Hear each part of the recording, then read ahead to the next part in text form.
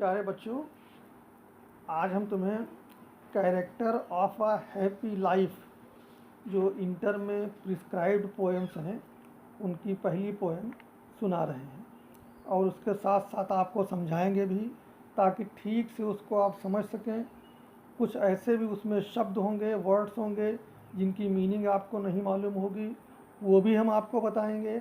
उसके बाद फिर उसकी जिसे हम व्याख्या कहते हैं, एक्सप्लेनेशन कहते हैं, वो भी समझाएंगे। तो देखिए, सबसे पहले जो इसका पहला जो कपलेट है उसको हम पढ़ रहे हैं कि how happy is he born or taught that serveth not another's will, whose armor is his honest thought and simple truth his utmost skill। Happy माने प्रसन्न, आप जानते ही हैं, सुखी।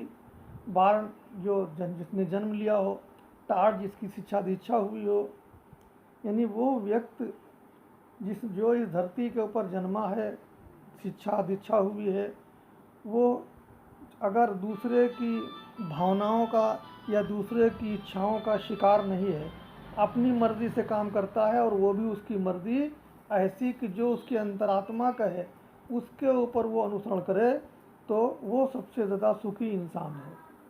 Whose armor is his honest thought and simple truth his utmost skill।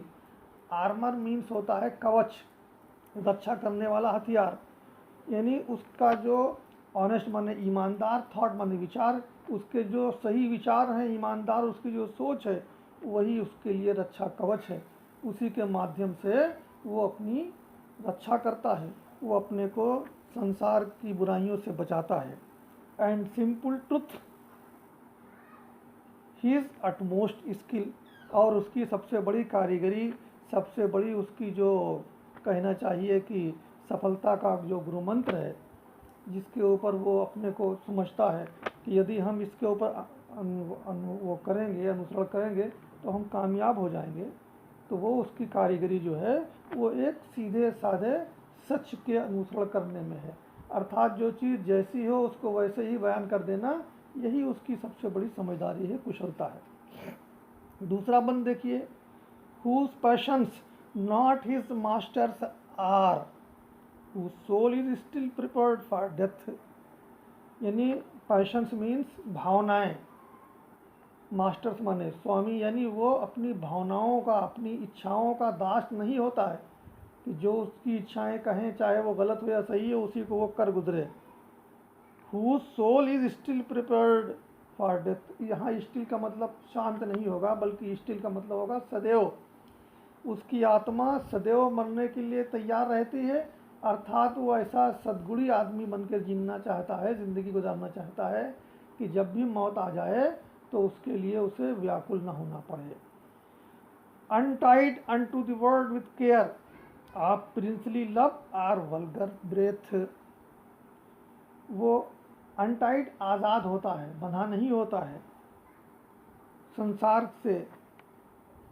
Care of princely love, यानी राजवा महाराजा बड़े लोगों की प्रशंसा उसको मिले, उसको इसकी भी चिंता नहीं होती है। Or vulgar love, vulgar breath means है छोटे लोग, आम जनता उनकी बातों की आलोचना करे, इसकी भी उसको परवाह नहीं होती है। यानी वो केवल जो सही सत मार्ग है उसके ऊपर वो चलता है, न तो उसको बड़े लोगों से प्रशंसा की अभिलाषा होती है और न छोटे लोगों से की गई आलोचना से वो पीड़ित होता है।